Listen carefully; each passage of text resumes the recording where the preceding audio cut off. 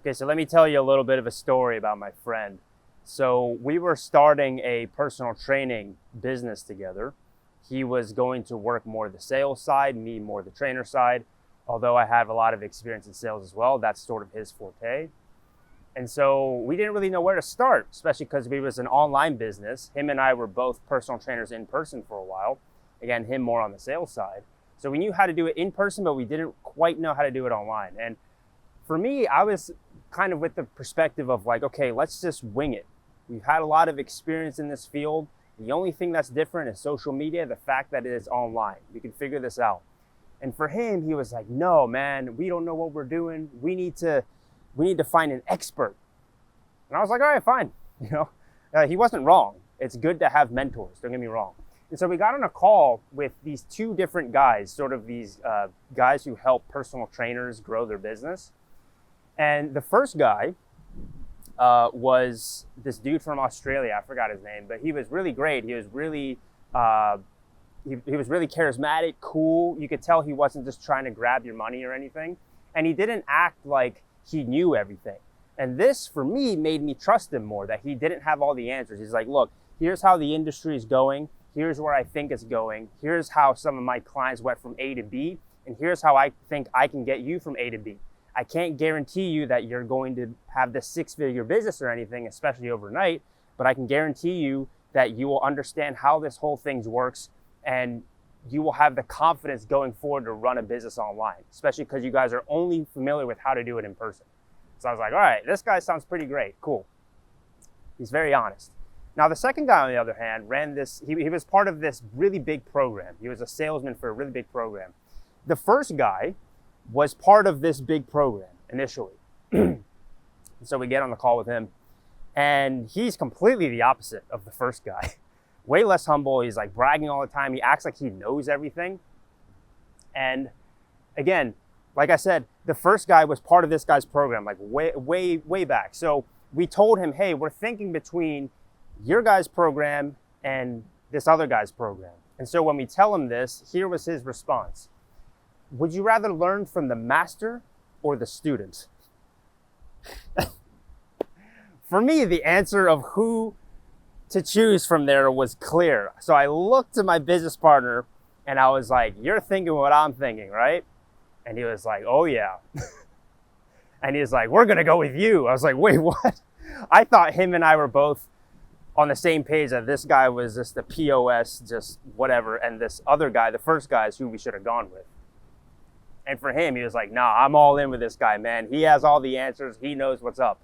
And I was so distrustful of this dude. I was like, look, I'm not paying for this dude. And he trusted this guy so much, this guru guy so much, that he was like, you know what? I'll cover this. I know we're going to be successful after we have this guy help us. I was like, all right, man. And then, well, you could probably predict what happened. He ended up investing in this guy and we got nothing back. He was terrible. His whole program just sucked.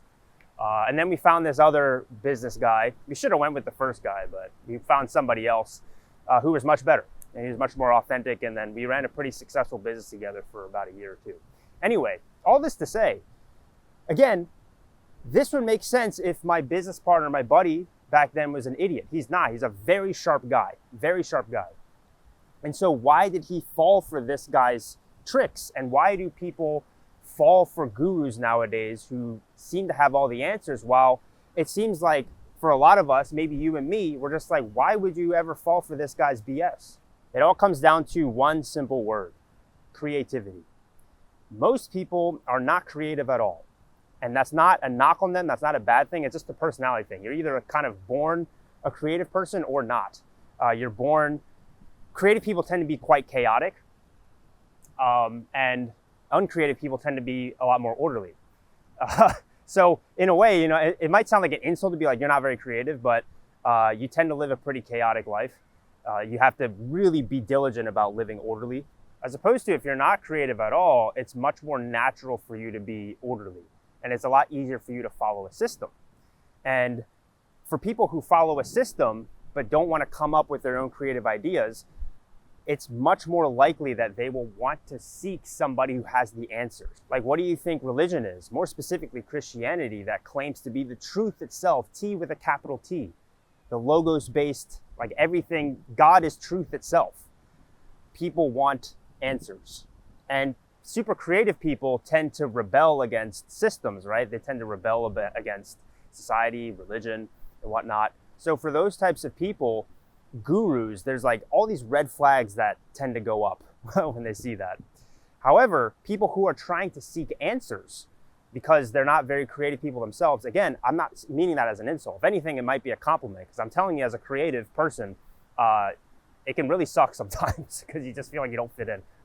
So if you're an uncreative person, and you can be very uncreative, very sharp, very intelligent, like my friend is, and you are seeking guidance, you're seeking somebody with answers.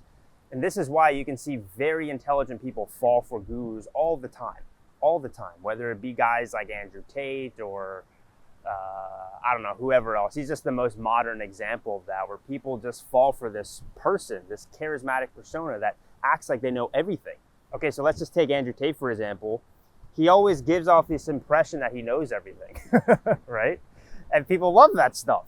Creative people hate it. Like, for creative people, somebody like Andrew Tate or whoever else that claims to have all the answers is extremely cringe and annoying, because it almost feels like they're robbing us of the joy of life itself. The joy of life being, life is inherently mysterious and we want to go out there and figure it out ourselves. A lot of people don't have that mentality, man. They just don't. They just want to know what the truth is because life is hard, and they don't want to make it this creative journey.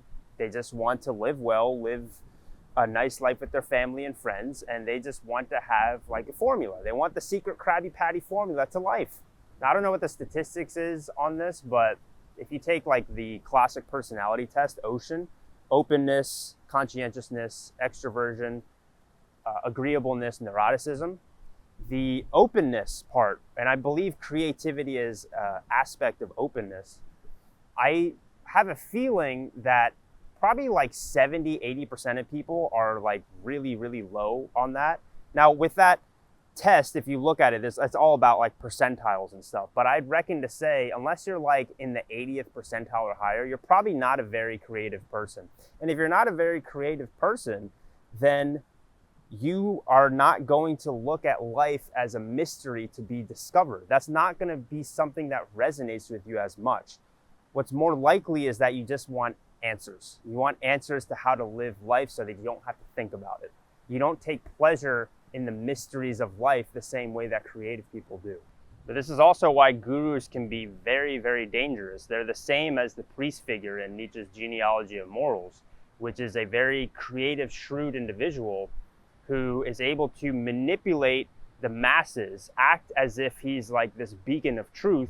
Everybody follows that truth, and then he uses the masses against his other enemies in order to gain power.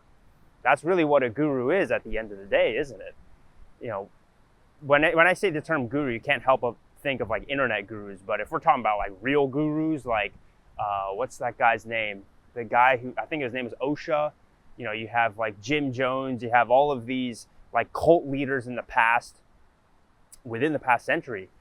And these people, it's like, okay, well, why would anybody follow what they have to say? It's because they have the confidence and the conviction and the intelligence to make it seem like they have all the answers. And they can dupe relatively people who aren't necessarily dumb.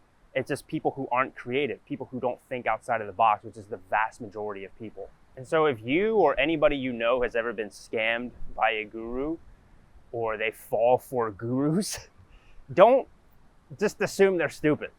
Assume that more than likely they're just not a very creative person, so their BS radar isn't going off the same way it might for somebody like you or me. I assume you're probably more of a creative type person if you like the type of stuff that I talk about on this channel. And you know, I'll tell you from the creator side, it is very tempting to try to become a guru. I've actively made sure that I don't do that.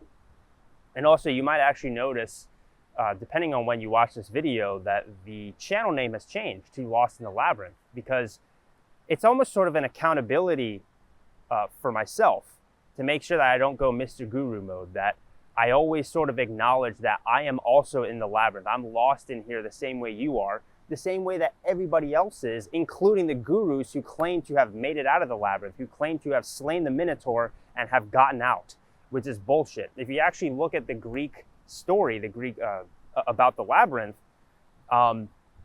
Theseus goes in there, and yes, he slays the Minotaur, but the only reason he's able to get out is because his secret lover, Ariadne, spun this line for him so that he could trace his way back out. Without Ariadne, he would have been fucked.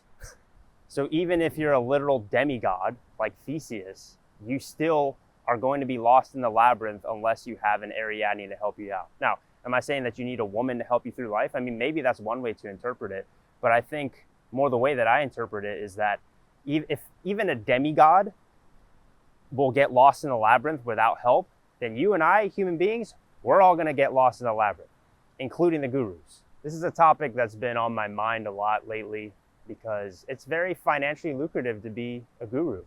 You don't need to have an army of simps in order to make a lot of money as a guru. You honestly only need a few dozen, if that, and those few dozen people are just fully dedicated to you. Another business partner that I had a bit more recently, that's what he did. He had a following of, I don't know, like 10, 15 guys. And he had a following of like 10, 15 guys. I'm just waving to my friend who's running on the beach. Anyway, he had a following of like 10, 15 guys. And these guys were like fully committed to him. If he ever asked them for money about anything, any new program or whatever, they would just dish it out. No questions asked. It's a very lucrative way to make a lot of money and to sustain your lifestyle, whatever it is you want to do in your life. And I have to actively remind myself to not be a guru every single day. Anyway, hope you like the new channel name. If not, well, it's a new channel name anyway. But I think it more accurately describes how most of us feel in the modern day. And I think it's okay to not act like you have all the answers figured out, because nobody fucking does. And anybody who does is bullshitting you. Anyway, thanks so much for watching, and I will see you in the next video. Goodbye.